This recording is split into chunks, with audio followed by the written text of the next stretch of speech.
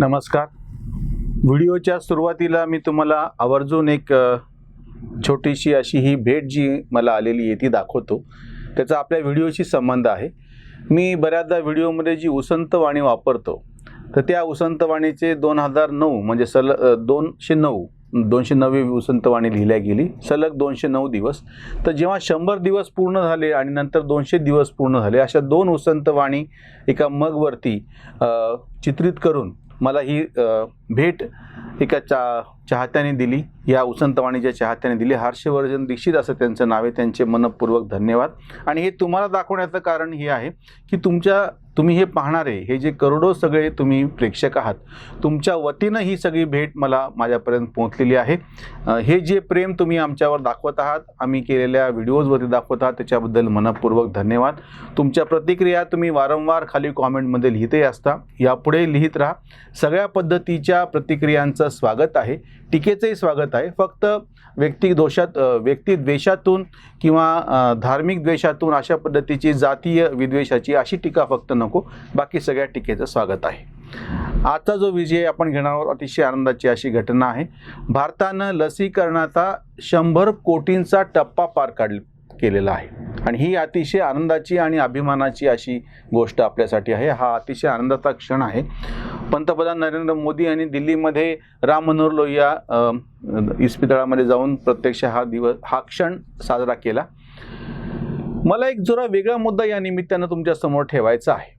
वारंवार ह्या सगळ्या कोरोनाच्या काळामध्ये एक नकारात्मक असं वातावरण आपल्या भारताच्या एकूण परिस्थितीच्या बाबतीत जाणीवपूर्वक रंगवल्या गेलं. मी जाणीवपूर्वक यासाठी म्हणतो की जी वस्तुस्थिती आहे ती समोर ठेवावी, ठीक आहे, कटू असेल ते मान्यच करावं लागतं, पण जे नाही ते पण दाखवण्याचा आणि एक भीतीचं काहीतरी फार मोठ्या प्रमाणामध्ये सगळं फुगवायचा आणि सगळ्यांना भीती घालायची असा एक प्रकार केला गेला. तुम्ही आठवून पहा, 24 मार्च 2020ला पहिला लॉकडाऊन जेव्हा लागला त्याच्या आधी जनता कर्फ्यू होता.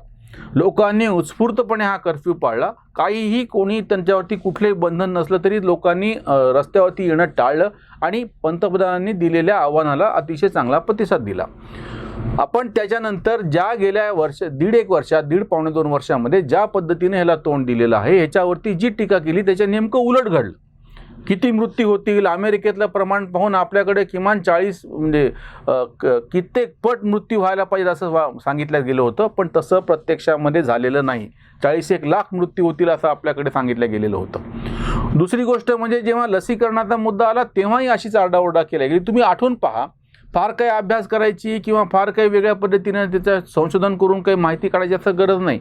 तुम्ही फक्त 6-7 महिन्यापूर्वीचे व्हिडिओ पहा, यूट्यूबवरती उपलब्ध आहेत ते. ऑक्सिजनची कशी कमतरता आहे, रेमडेसिवीर कसं उपलब्ध नाही, वॅक्सिनेशनचे कशा अडचणी आहेत, डोस कसे काही ठिकाणी वाया गेले, कितीतरी म्हणजे तुमच्या असं लक्षात येईल की असं एक चित्र तयार केलं गेलं होतं की सगळा भारत हा मृत्यूच्या अशा त्या खाई म्हणजे त्या दरीच्या काठावरती उभा आहे आणि केव्हाही सगळेच्या सगळे लोक मृत्युमुखी पडतील. याचं कारण काय आहे तर मानसिक खच्चीकरण करणे नावाची जी गोष्ट असते, म्हणजे जी काही वस्तुस्थिती आहे ती अशा पद्धतीनं रंगवायची. काही पत्रकार तुम्हाला असे दिसतील हे पुरोगामी स्वतःला म्हणून घेणारे, आणि त्यांनी केलेली मांडणी पण तुम्ही बघा. याचं कारण काय होतं की जे काही चालू आहे, खरं तर आत्ता सत्तेवरती जे आहेत त्यांचा विषय बाजूला ठेवा. ज्यांना कोणाला राजकीय लढाई, नरेंद्र मोदी, अमित शहा, RSS, त्याच्यानंतर भाजप, मोहन भागवत यांच्याशी लढायची ती वेगळी गोष्ट. एकूण भारतीय मानस असा आहे की 1-2 नाही, हजारो वर्षांपासून आम्ही संकटांना तोंड देत आलेलो आहोत. हजारो वर्षांपासून आमची ही जी सहिष्णुता वृत्ती आहे आम्ही ही जतन करून ठेवलेली आहे. कितीतरी गोष्टी आम्ही पचवून सुद्धा आमची म्हणून जी संस्कृती आहे ती जगाला सिद्ध करून दाखवलेली आहे. काशी, बनारस हे एकमेव असं शहर आहे संपूर्ण जगातलं की 5-1 हजार वर्षांपासून तिथले संदर्भ माहिती आहे ना, अजूनही ते जिथं जागतं, जिथं माणसं प्रत्यक्ष वावरतात असं रसरशीत असं शहर आहे. या शिवाय जगामध्ये बाकीची सगळी जुनी शहरं ज्यांची संदर्भ मिळतात, नगरं मिळतात, ती सगळी ओसाड झालेली आहेत, मातीखाली दबलेली आहेत. जेव्हा ती सापडली तेव्हा आता ती फक्त एक ऐतिहासिक स्थळ म्हणून आपण तिकडे पाहतो, प्रत्यक्षात त्या ठिकाणी वस्ती नाही. सगळ्यात जुने जे संदर्भ सापडतात आणि आजही जिथे माणूस जगतो आहे, रसरशीतपणे जगणं चालू आहे सगळं, असं फक्त काशी हे शहर आहे, म्हणजे बनारस. हे लक्षात घ्या. त्याच्यातून हे जी वृत्ती आहे, आपण हे जो 100 कोटीचा टप्पा पार केलेला आहे, हे सगळं श्रेय या भारतीय मानसिकतेला आहे. हे लोक अतिशय चूक पद्धतीने ज्यांना कोणाला भाजप आणि मोदी आणि अमित शहा यांच्या विरोधामध्ये राजकीय लढाई लढायची आहे ते त्यांच्यावरती टीका करण्याच्या नादामध्ये हे विसरून चाललेले आहेत की हे यश सगळ्या भारतीय माणसाचं आहे. हे जे आपण 135 कोटी लोक आहोत यांनी इतक्या वर्षांपासून आपल्याकडे आलेली सगळी संकट झेलून आपलं जे काही आहे ते सगळं जतन करून ठेवलेलं आहे. तुम्ही पहिल्या दिवसापासून बघा, सगळ्यांनी असं म्हणलं होतं की अर्थव्यवस्था कशी पूर्णपणे लयाला जाणार आहे, त्याच्यानंतर लोकांचे मृत्यू कसे होणार आहेत, प्रचंड प्रमाणामध्ये अनारोग्य कसं पसरणार आहे, दवाखाने कसे ओसंडून व्हायला लागतील. तेव्हा तर असं चित्र होतं की ऑक्सिजनची कशी कमतरता आहे आणि रस्त्यावरती कसे मृत्यू होत आहेत. म्हणजे हा जो एक भडकपणा म्हणजे जाणीवपूर्वक किंवा पहिल्या लॉकडाऊनमध्ये तुमच्या असं लक्षात येईल की जेव्हा ते मजूर आपल्या गावाकडे निघाले होते कसे पायी निघालेले आहेत, किंवा औरंगाबाद जवळ जालना आणि औरंगाबादच्या मध्ये पटरीवरती मजूर झोपले आणि त्यांना ती मालगाडी कशी चिरडून निघून गेली. ह्या काही नेमक्या गोष्टी शोधून इतका भडक पद्धतीने ते सगळं सांगितलं गेलं होतं आणि हे सहजपणे होत नव्हतं. किंवा दानी सिद्दीकीसारख्या पत्रकारांनी जेव्हा ते प्रेत तरंगतायत गंगेमध्ये किंवा गंगेच्या काठावरती असे असंख्य प्रेतांचे दहनविधी कसे होत आहेत हे इतक्या भडकपणे सांगितलेलं होतं आणि अशी एक प्रतिमा तयार केली गेली होती की भारत म्हणजे जिथं काहीतरी नुसता गोंधळ पसरलेला आहे आणि आता काहीच शिल्लक राहणार नाही अशा पद्धतीचं वातावरण होतं. हे म्हणजे ठरवून हे मानसिक खच्चीकरण करणं आहे. ज्या पद्धतीने मुस्लिम आतंकवाद्यांनी म्हणा किंवा त्यांनी जे आक्रमण करणाऱ्यांनी म्हणा या सगळ्यांनी आपले मंदिरं तोडले, आपली नुसती मंदिरं तोडले असं नाही, ही मानसिकता खच्ची केली. नंतरच्या काळामध्ये इंग्रजांच्या काळामध्ये तुमचं जे काही आहे ते जुनं पुराण आहे, तुम्ही सगळे चातुर्वर्ण्यामध्ये अडकलेले आहात, सगळा बुजबुजाट आहे, मध्ययुगीन संकल्पना आहे, तुम्हाला आधुनिक लोकशाही मूल्य कळत नाहीत, तुम्हाला सगळं हे जे काही तंत्रज्ञान विज्ञानाचं युग आहे हे कळत नाही, अशी एक नकारात्मक मानसिकता न्यूनगंडाची मानसिकता तयार केली गेली होती.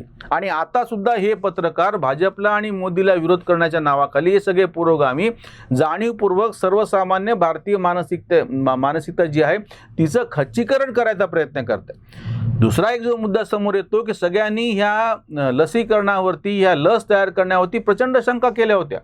जेव्हा ही लस तयार झाली तेव्हा स्वतः मोदींनी पत्तेशी घेऊन दाखवावी, नंतर आमच्याकडे यावं, किंवा ह्याच्यामुळे काय कुत्र्याला ती लस आहे ही, अशा पद्धतीचे वाटेल ती विधानं, काही झालं तरी ही मी लस लावूनच घेणार नाही. म्हणजे समाजवादी पक्षाचे अखिलेश यादव असो किंवा राहुल गांधी असो किंवा प्रियंका गांधी असो, ज्यांनी बेजबाबदार पद्धतीनं लसीकरणाच्या बाबतीमध्ये जी वक्तव्य केलेली आहे, ज्या शंका घेतलेल्या आहेत, त्याच्यामध्ये राजकीय त्यांचा जो काही लाभ तोटा काय व्हायचा ती वेगळी गोष्ट, पण तुम्ही आपल्या शास्त्रज्ञावरती कशामुळे शंका घेतली? जेव्हा गलवान खोऱ्यामध्ये याच काळामध्ये युद्ध झालं तेव्हा तुम्ही आपल्या सैन्यावरती कशामुळे शंका घेतली? किंवा ही जी सगळी प्रशासन व्यवस्था, आरोग्य व्यवस्था संपूर्ण देशभरामध्ये राबवली जात आहे ती काही भाजपचे कार्यकर्ते नाही आहेत. म्हणजे अगदी भाजप शासित राज्यामध्ये सुद्धा जी काही नोकरशाही काम करते किंवा आरोग्य विभागामध्ये जे कर्मचारी काम करतात त्यांची नेमणूक काही भाजपच्या काळात झालेली नाही आहे. मग तुम्ही जेव्हा ह्याच्यावरती टीका करता ते कळत नकळतपणे तुम्ही एक खच्चीकरण त्या प्रत्यक्ष काम करणाऱ्या लोकांचं करायला की ज्यांची नेमणूक जुन्याच काळात झालेली आहे. संपूर्ण भारतामध्ये आरोग्य कर्मचाऱ्यांनी इतक्या मोठ्या प्रमाणामध्ये काम करून सगळ्यांनी मिळून प्रयत्न केले म्हणून 100 कोटीचा टप्पा गाठला गेलेला आहे. हे काही जरी ठरवलं जरी असतं तरी एकट्या भाजपला, एकट्या नरेंद्र मोदीचं आणि एकट्या अमित शहाचं काम नाही आहे. विरोधकांच्या हे लक्षात येत नाही की अर्ध्यापेक्षा जास्त राज्यांमध्ये भाजपेतर पक्षाचे मुख्यमंत्री त्याच्यात आहेत लोकसंख्येच्या दृष्टीने विचार केला तर. मग ते सगळं तुमच्या हातामध्ये होतं ना. जेव्हा तुम्ही टीका करता तेव्हा समांतररित्या ही तुमची जबाबदारी होती की तुम्ही तुमच्या राज्यामध्ये काहीतरी चांगलं काम करून प्रत्यक्ष दाखवा. किंवा ह्याने उलटं काय केलं, जशी टीका केली तसं केरळ मॉडेल या नावाखाली केरळचं कौतुक करायला डाव्यांनी जेव्हा सुरुवात केली, पुरोगाम्यांनी सुरुवात केली आणि नंतर म्हणजे तिसरी लाट असा शब्द नाही वापरता येणार पण कोरोनाच्या ह्या एकूण ह्याच्यामधल्या शेवटच्या टप्प्यामध्ये सगळ्यात जास्त भयानक परिस्थिती केरळमध्येच निर्माण झालेली आहे. किंवा जेव्हा जेव्हा हिंदूचे सण आले त्याच्यामुळे कोरोना कसा पसरला जातो हे अशी भडक चित्र तयार केलं आणि ह्याचे नेमकं उलटं ईदसाठी कशी सूट दिल्या गेली, त्याच्याकडे कसा कानाडोळा केला गेला. म्हणजे तुमच्या असं लक्षात येईल की कोरोनाच्या नेमक्या काळामध्ये म्हणजे पहिल्या लॉकडाऊनपासून 24 मार्च 2020 पासून ते आजपर्यंत तुम्ही साध्या जुन्या बातम्या काढून पहा, यूट्यूबवरती कितीतरी व्हिडिओ उपलब्ध काढून पहा, ठरवून बरं आता तुम्ही तपासून पहा ज्या गोष्टीच्या बाबतीमध्ये अशी शंका व्यक्त केल्या गेली होती ती तसं का नाही घडलं. तितके मृत्यू झाले का, तितके लोक बाधित झाले का, तितकी सगळी आपली व्यवस्था तहस नहस पूर्णपणे उद्ध्वस्त होऊन गेली का? या इतक्या सगळ्या अडचणीच्या काळामध्ये सुद्धा 135 कोटी लोकांची मानसिकता जतन करून, त्या मानसिकता चांगली ठेवणे, नकारात्मक विचारांपासून लोकांना दूर ठेवणे, असं कितीतरी महत्त्वाचं काम या काळात घडलेलं आहे. आणि ह्याच्यासाठी मी काही कोणा एकट्या दुकट्या माणसाला श्रेय देत नाही. आपली एकूण जी वर्षानुवर्षीची मानसिकता आहे, ज्याला आपण एका मोठ्या अर्थाने हिंदू म्हणतो, म्हणजे ह्या प्रदेशातल्या प्रत्येक माणसाला आपण म्हणतो, ही जी हिंदू मानसिकता आहे, त्यांनी स्वतः सकारात्मक राहून इतरांना पण, आपल्या आजूबाजूच्या लोकांना, अगदी तुम्हाला लक्षात येईल की या काळामध्ये जे वयस्कर लोक आहेत किंवा अगदी लहान मुलंसुद्धा असोत, या सगळ्यांनी त्यांच्या पातळीवरती प्रयत्न केले आणि सगळ्यांनी मिळून सगळ्यांची मानसिकता सकारात्मक ठेवली, म्हणून आपण हा पल्ला गाठू शकलो. एकूण साधारणतः 80 कोटी लोकांना 2 डोस म्हणजे 160 कोटी डोस द्यायचे आहेत. आपण 100चा टप्पा गाठलेला आहे. अजून 2 महिने शिल्लक आहेत. या वर्षाच्या शेवटी जवळपास 125 करोडच्या पर्यंत हे डोस पोहोचल्या जातील आणि येत्या 6 महिन्यामध्ये शक्यता अशी आहे, जे काही सांगतात किंवा आकडे लवकर पण होतील, पण याच्यातून एक गोष्ट सिद्ध झाली, कोणी कितीही टीका करो, आम्ही भारतीय माणूस जे आहे हे सकारात्मकपणे कुठल्याही आव्हानाला तोंड देण्यासाठी सक्षमपणे उभं राहतं. हे या 100 कोटीच्या टप्प्यातून सिद्ध होतं. या क्षेत्रामध्ये काम करणाऱ्या सगळ्यांचं मनपूर्वक अभिनंदन आणि सगळ्यांना एक विनंती की ह्या मोठ्या योजनेमध्ये, अभियानामध्ये सगळ्यांनी मनपूर्वक सहकार्य करा आणि आपण सगळे मिळून हा जगन्नाथाचा रथ ओढून नेऊयात. कोरोनावरती आपण सगळे मिळून मात करूयात.